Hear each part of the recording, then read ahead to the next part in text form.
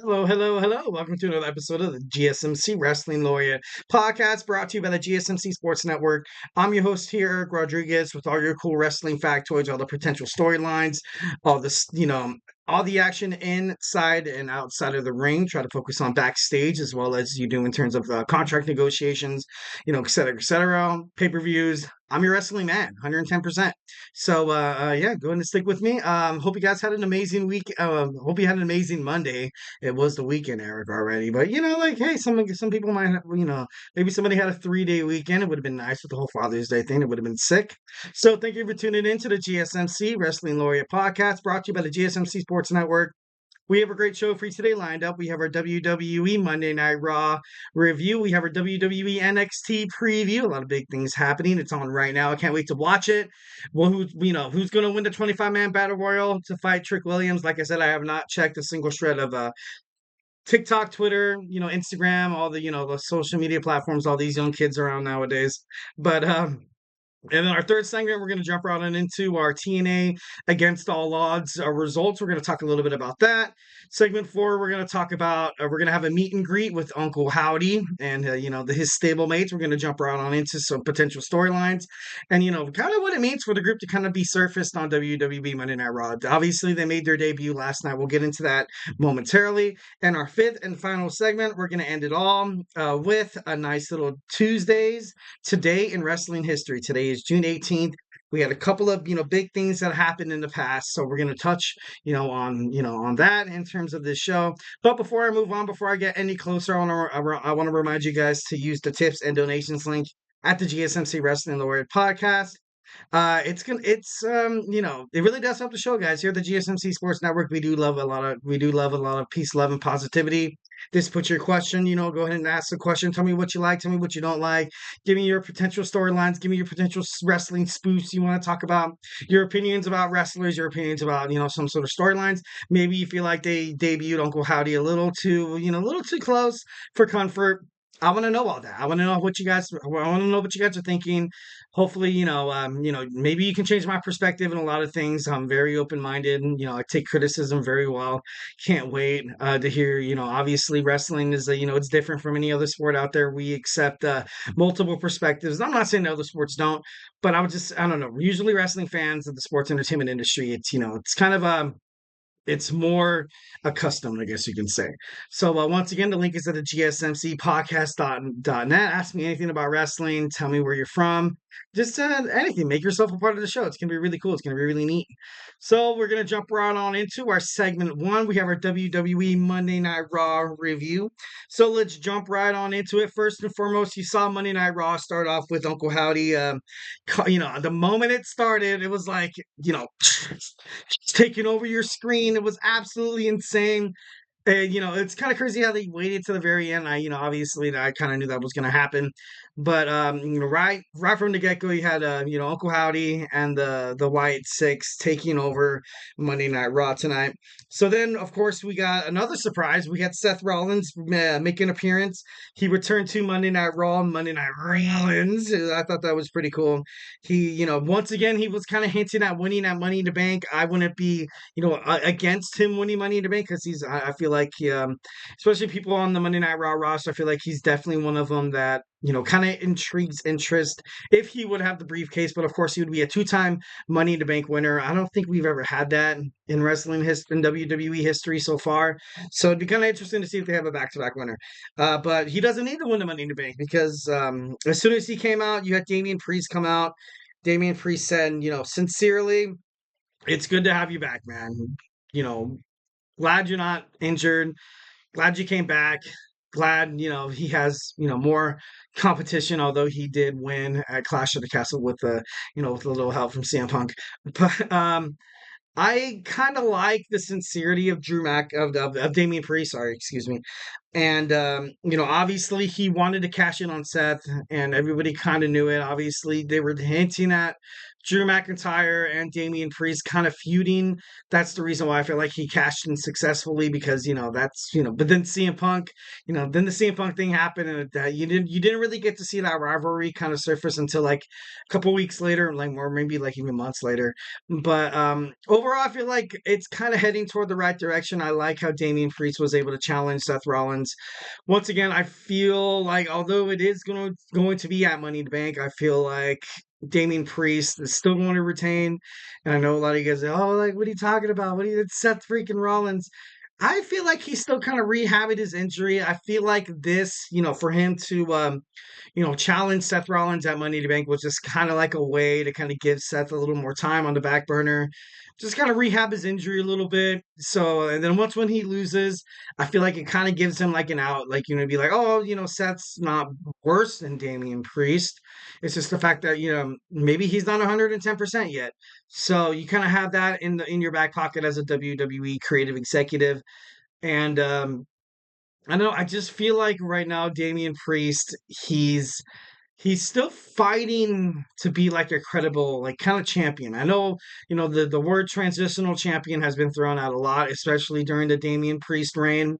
And to all fairnessness, honestly, I kind of think that way too. Mostly because he can't win a match cleanly, and that kind of bothers me. I feel like in WWE and wrestling, if somebody keeps winning matches kind of botched, or keeps winning matches that are kind of have interference and stuff like that, disqualifications, countouts, etc., it doesn't really mean you're the guy. And like I know that kind of obviously there's some sort of there's always an exceptional rule, obviously Roman Reigns with the bloodline and stuff like that, but we got to move on.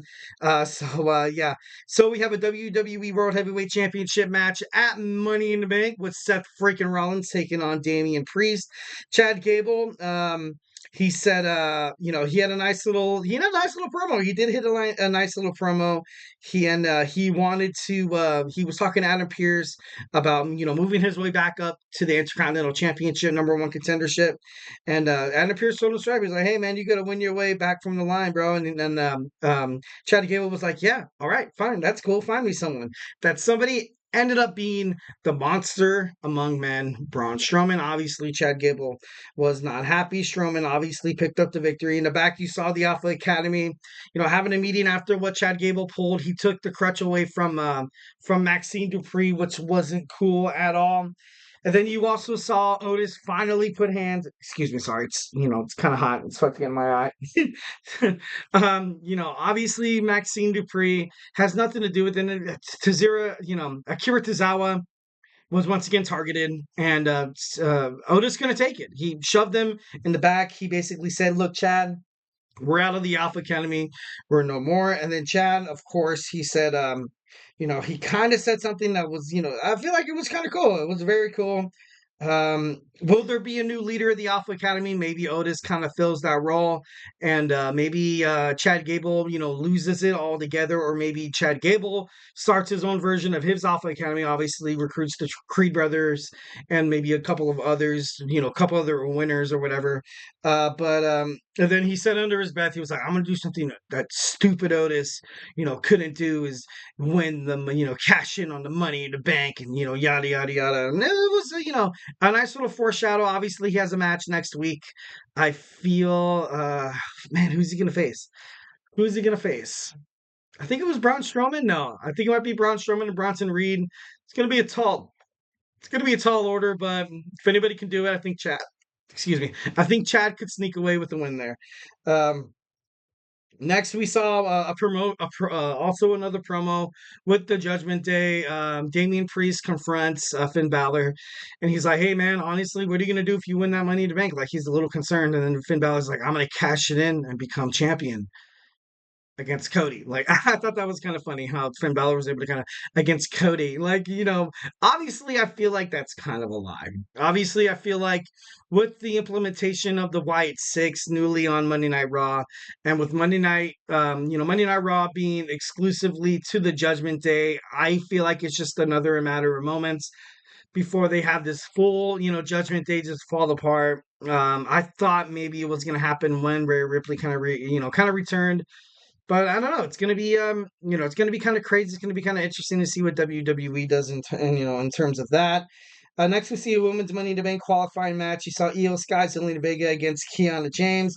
Liv Morgan comes out, distracts the rolling, ready to win the match. Zelina Vega, Io Sky, takes she takes opportunity to the finest. She rolls up, gets the win. Absolutely impressive. Next, we see Sami Zayn come out. Sami Zayn looking for a challenger for his WWE Intercontinental Championship.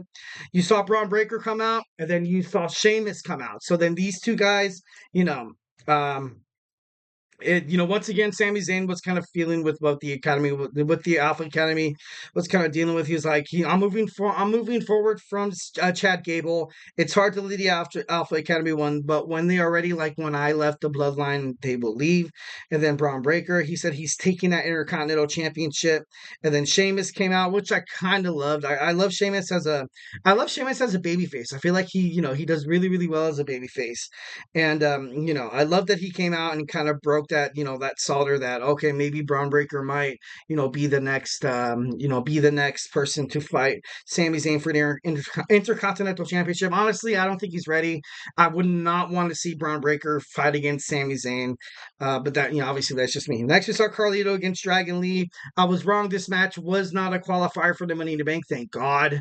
The LWO, I feel like the LWO, they really honestly have to stop losing by distractions. Carlito was able to get the victory because of the Judgment Day.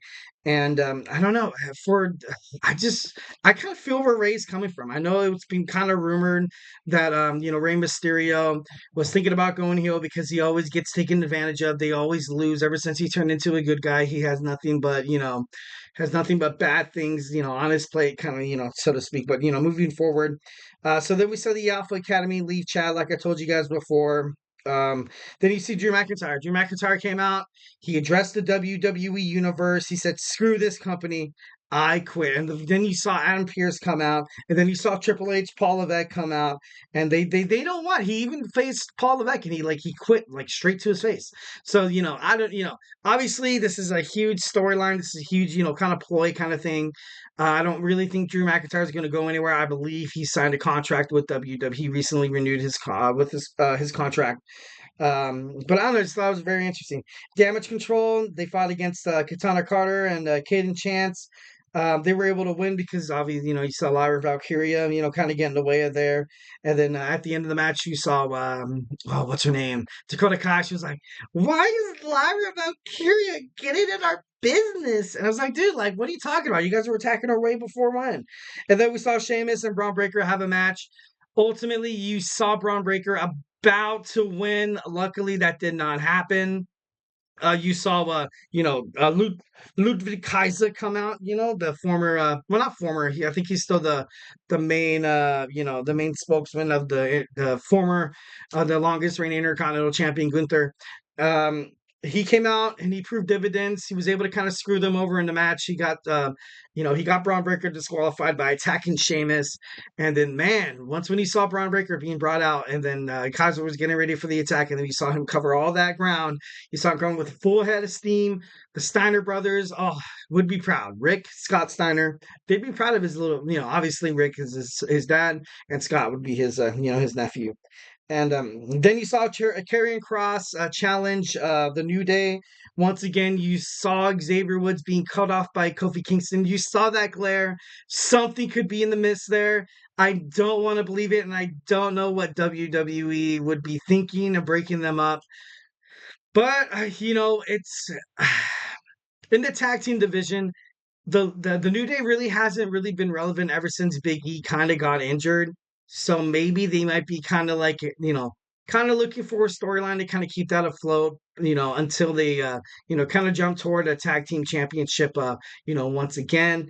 And then we saw the triple threat match for the men's Money in the Bank. You saw Jey Uso defeat Finn Balor and Rey Mysterio. And lastly, we saw Uncle Howdy make his much anticipated debut to WWE. It was pretty great. It was we'll get into it a little more later in my fourth segment, but it was something out of a horror movie. It was absolutely pretty crazy.